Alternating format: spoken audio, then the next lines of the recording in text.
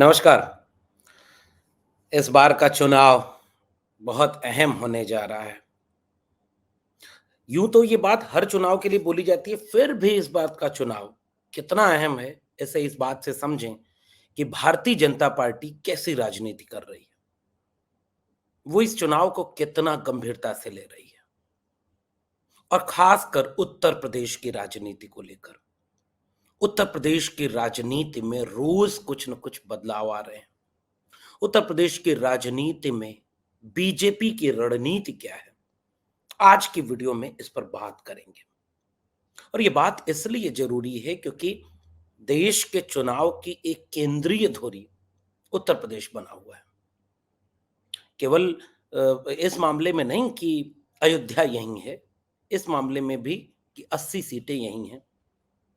India गठबंधन की इम्तिहान की जमीन यही है और बीजेपी इस जमीन को किसी भी रूप में खोने देना नहीं चाहती है, क्योंकि उसका सबसे dream political project Uttar Pradesh से जुड़ा हुआ है।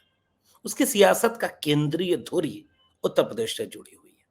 इसलिए उन्होंने उन लोगों को भी अपने खेमे में मिला लिया जिन्हें कल तक आप बीजेपी के खिलाफ बोलते और काफी कड़ा बोलते देख पाएंगे।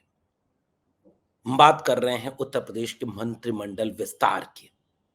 और ये मंत्रिमंडल विस्तार उत्तर प्रदेश में हुआ और मिनिस्टर ऑन वेटिंग लंबे समय से तमाम लोग मंत्रिमंडल में शामिल कर लिए गए। तो मंत्रिमंडल विस्तार के पीछे की कहानी क्या है और इसका आने वाले चुनाव से क्या रिश्ता है, आज की बातचीत इसी पर केंद्रित करेंगे। तो सूचना और खबर यह है कि उत्तर प्रदेश में मंत्रिमंडल विस्तार कर लिया गया है। सुहेलदेव भारतीय समाज पार्टी के नेता ओम प्रकाश राजभर मंत्री बना दिए गए हैं। बसपा से सपा में आए, सपा के टिकट पर चुनाव जीते विधायक और फिर सपा से तुरंत इस्तीफा देकर उपचुनाव लड़े और फिर हार गए विधायक दारा सिंह चौहान को भी बीजेपी ने मंत्री बना दिया। और दारा सिंह चौहान के साथ अपने नए नए साथी बने जयंत चौधरी की पार्टी के दो विधायकों को इस तरह से शामिल किया, दो टिकट दिया, एक एमएलसी की पोस्ट दी और आगे और भी बहुत कुछ देना है। तो सबसे पहली बात जो बीजेपी की राजनीति को समझने के लिए हमें इस बात को कायदे से समझना चाहिए, वो बात यह है कि बीजेपी चुनाव को लेकर किस कदर गंभीर रहती है। बीजेपी केवल वही पार्टी नहीं है जो जीती हुई पार्टियों के विधायक खरीदकर, सांसद खरीदकर, मंत्रियों और पार्टियों को तोड़कर अपने में मिलाकर सरकार बना लेने वाली ही पार्टी नहीं है।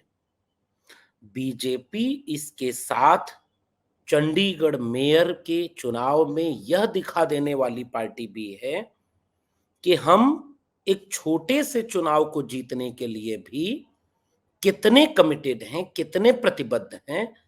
अगर उस चुनाव के जीतने, चंडीगढ़ मेयर जैसे एक छोटा सा पद है, इस चुनाव के जीतने के लिए भी खुलेआम वोटों की लूट कर लेने में भी उन्हें संकोच नहीं आया।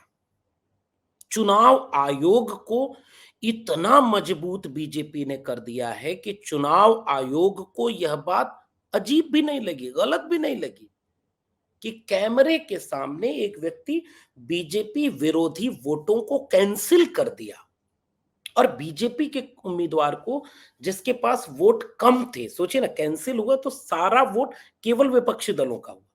और इसलिए एक बात तो हम बार बार कहते हैं कि ये वोटिंग अगर ईवीएम से हुई होती तो चोरी नहीं पकड़ी जाती। ये वोटिंग बैलेट पेपर से हुई और कैमरा था और बचा था थोड़ा सा सुप्रीम कोर्ट का वजूद। और सुप्रीम कोर्ट ने इसे लोकतंत्र का गला घोटने से जोड़कर इस चुनाव को रद्द कर दिया और बीजेपी के चुने हुए प्रतिनिधि को हटा दिया और विपक्षी दल के आदमी को बिठा दिया।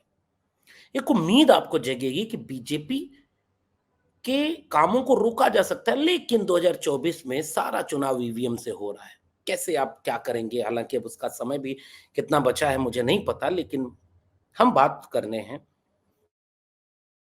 बीजेपी के किसी भी तरह से चुनाव जीतने की लालसा और मंशा पर। बीजेपी की राजनीति यही है और इसलिए हम उत्तर प्रदेश में इस मंत्रिमंडल विस्तार को समझना चाहते हैं कि बीजेपी केवल विधायक खरीद के पार्टी तोड़ करके अपनी सरकार जो विपक्ष में थी उसे सरकार में बनवा ले, केवल इतना कहीं नहीं।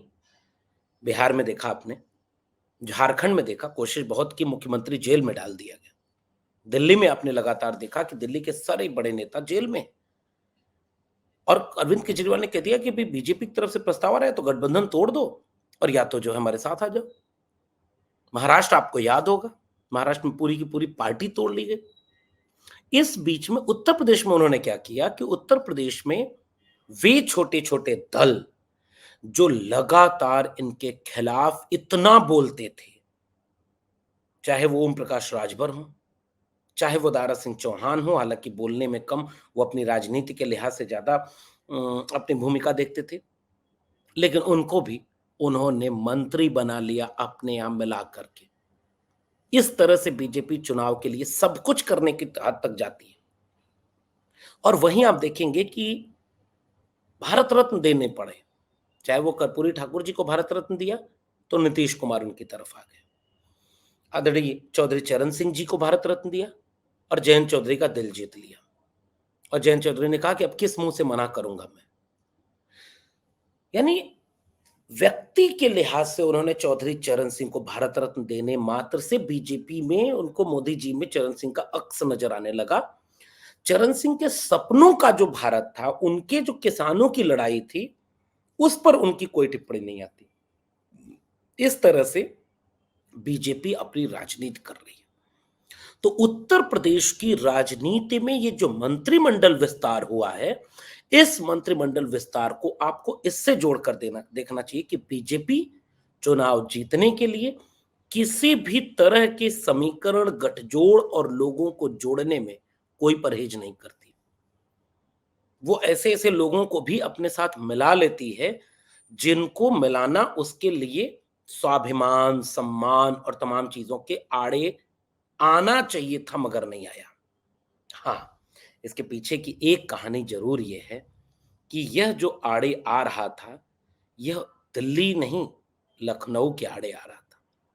लखनऊ में बैठे हुए बीजेपी के मुख्यमंत्री, उत्तर प्रदेश के मुख्यमंत्री कहें, बीजेपी के नेता योगी आदित्यनाथ इस बात को दिल से लगाए हुए थे और आधा खेल योगी आदित्यनाथ ने घोसी उपचुनाव में निपटा भी दिया।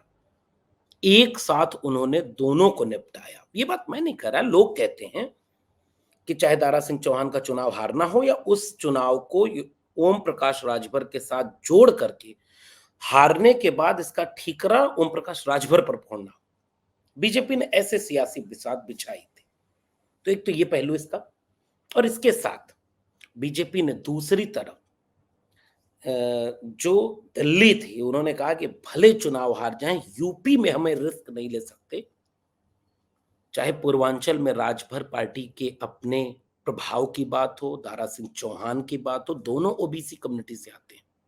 जयंत चौधरी भी ओबीसी कम्युनिटी से आते हैं और ओबीसी कम्युनिटी के इन लोगों को अपने साथ लाया जाए कि कहीं भी कोई कसर बाकी न रह जाए कि यूपी की 80 सीटों पर हम चुनाव किसी भी सीट पर कमजोर हो जाए। अब इसलिए लखनऊ में बैठे हुए मुख्यमंत्री योगी आदित्यनाथ जो नहीं चाहते थे कि ये सारे लोग मंत्री बने, दिल्ली से एक फरमान था कि मंत्री बनाना होगा। तो अब इस मंत्रिमंडल विस्तार को कैसे देखा जाए, इसे लेकर के विद्वानों में मतभेद है। और मतभेद कैसा है? इस मंत्रिमंडल विस्तार से कौन जीता, कौन भारी पड़ा? क्या योगी आदित्यनाथ इस बात के लिए भारी पड़े कि इतने दिन तक उन्होंने नहीं बनने दिया, मंत्रिमंडल विस्तार नहीं होने दिया, और एक जिद अंदर खाने लखनऊ के गलियारों में चलती है कि इन्हें फाइल तो नहीं देखने दूंगा। आचार संहिता लगने के चंद दिनों पहले इन लोगों को मंत्री पद दे दिया गया। फूलमाला से स्वागत होगा, सम्मान बच गया, मंत्रिमंडल विस्तार हो गया। इनके वोटरों को लगा कि हमारी जाति के नेता को मंत्री बना दिया, न्याय मिल गया, सम्मान मिल गया।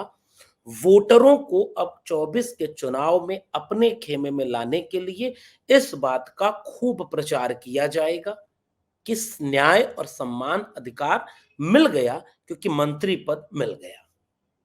इतना ही फायदा इसका होगा।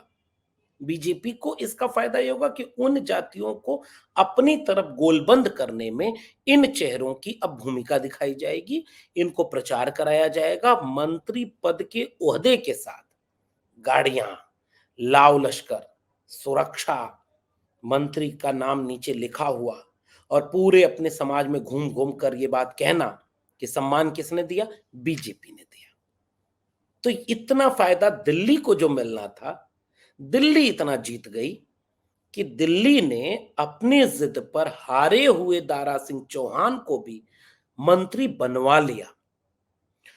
बीजेपी की राजनीति पर वैचारिक हमला करने वाले और तीखा हमला करने वाले ओम प्रकाश राजभर को भी मंत्री बनवा लिया ताकि उनके चेहरे को आगे करके 24 के चुनाव में उत्तर प्रदेश की सारी सीटों के समीकरण को और मजबूत किया जा सके। तो अपने इस चाल में दिल्ली जीत गई और दिल्ली मंत्री बनवा ले गई। और दूसरा पहलू ये कि जीत योगी आदित्यनाथ की भी हुई क्या कि फाइल नहीं देखने दूंगा। चंद दिनों पर बचे हैं आचार संहिता के लगने के। कौन सा मंत्री पद, कितना काम, कितना बजट, कितना अधिकार, और जब फाइल ही नहीं देख पाएंगे तो अधिकार किस बात का। और चुनाव के बीच में ये लगातार 2 महीने आचार संहिता में जाएंगे, मई तक जाएंगे और उसके बाद फिर क्या खेल होगा ये आने वाले वक्त में तय होगा। तो ये है बीजेपी की रणनीति। बीजेपी चुनाव जीतने के लिए किस कदर सजग और कोई नैतिकता नहीं, कोई मूल्य नहीं, लेकिन चुनाव जीतना है। ये पूरा पहलू इसका एक संदर्भ ये बनता है। दूसरा संदर्भ, दूसरा एक विमर्श, और जो सबसे महत्वपूर्ण विमर्श है आज की वीडियो में इस पर बात करूंगा और आपसे चाहूंगा कि आप नीचे कमेंट बॉक्स में जरूर बताएं कि आप इस पर क्या सोचते हैं। विपक्षी दलों की तरफ से एक हमला ये किया जा रहा है कि इसका मतलब बीजेपी मजबूत नहीं है अंदर से चुनाव जीतने लायक। बिना इन लोगों के, वो याद है ना, एक अकेला शेर सब पर भारी। अगर वो एक अकेला सब पर भारी होता, मैं बार बार कह रहा हूं, तो उसे नीतीश की जरूरत नहीं थी, उसे जयंत चौधरी की जरूरत नहीं थी, उसे राजभर की जरूरत नहीं थी, उसे दारा सिंह चौहान की जरूरत नहीं थी।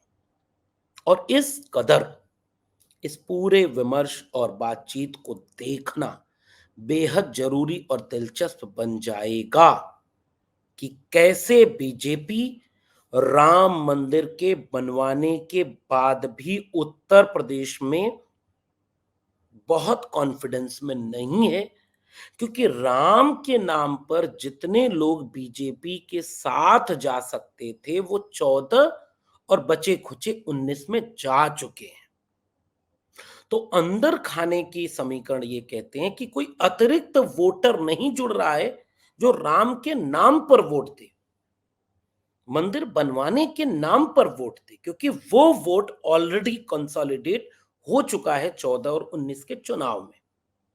तो एक्स्ट्रा वोट कहां से लाए जाएं जिससे जीत पुख्ता कर ली जाए। इसका मतलब कि आपका सबसे प्राइमरी एजेंडा मुश्किल में है, वोट दिलाने के लिहाज से कह रहे हैं। 10 साल के शासन के बाद तमाम ऐसे सवाल हैं जिस पर बीजेपी घिरती है और बीजेपी को जवाब देना पड़ेगा, यानी एंटी इनकम्बेंसी। अगर गारंटी मोदी की है तो 14 और 19 के चुनाव में दी गई गारंटियों का क्या हुआ, ये बात आम जनता भी पूछती है। तो इस तरह के तमाम मुश्किलों के साथ, इसीलिए टिकट भी बहुत सारे लोगों को कटे हैं, बहुत सारे लोगों को वैसे टिकट दे दिए जिससे विपक्षी दलों को यह लगता है कि यहां पर अब हमारी मजबूती हो गई। तो इस पूरे समीकरण को देखते हुए ये बात पुख्ता तरीके से कही जा सकती है कि बीजेपी उतनी मजबूत नहीं है जितना टेलीविजन चैनल उसको दिखा रहे हैं। सारे सर्वे दिखा रहे हैं कि यूपी में तो 78 सीटें बीजेपी ला रही है। तो यूपी में बीजेपी 78 या 80 सीटें ले आए, जिसके लिए माहौल पहले से टेलीविजन चैनल बना रहे हैं। यह पुख्ता हो जाए इसलिए उन लोगों को भी मंत्री बना दिया गया जो बीजेपी के एकदम खिलाफ खड़े थे। तो इसे लोग इस तरह से देख रहे हैं कि अगर बीजेपी वाकई बहुत मजबूत होती, लखनऊ में बैठे मुख्यमंत्री योगी आदित्यनाथ अगर वाकई बहुत मजबूती भीतर से महसूस कर रहे होते तो इन लोगों को मंत्री कतई न बनाते। लेकिन दिल्ली किसी भी तरह का जोखिम नहीं लेना चाहती। इसे समझना चाहिए कि वो चुनाव जीतने के लिए किस हद तक अपने वैचारिक प्रतिपक्षी को भी अपने खेमे में लेने से हिचकते नहीं।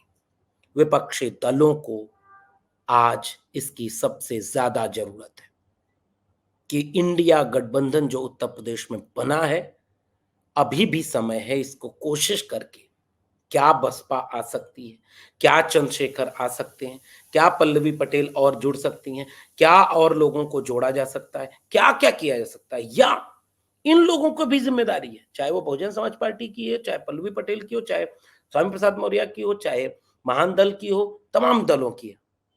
इनकी भी एक जिम्मेदारी बनती है कि आप इस राजनीति को समझें कि आपको लड़ना बीजेपी से है, और अगर 24 के चुनाव में आप यूपी बुरी तरह हार गए तो फिर आप अपने अपने दलों के स्वार्थों को भी पूरा नहीं कर पाएंगे, सियासत नहीं कर पाएंगे। इसलिए उत्तर प्रदेश की राजनीति पर नजर बनाए रखिएगा, बीजेपी क्या रणनीति बना रही है और विपक्षी दल क्या रणनीति बना रहे हैं, और इस रणनीति में कौन कितना कारगर होगा ये आने वाला वक्त बताएगा। आपका क्या मानना है नीचे कमेंट बॉक्स में जरूर बताइएगा। फिर मिलेंगे किसी और विशेषज्ञ के साथ, तब तक के लिए बहुत बहुत धन्यवाद।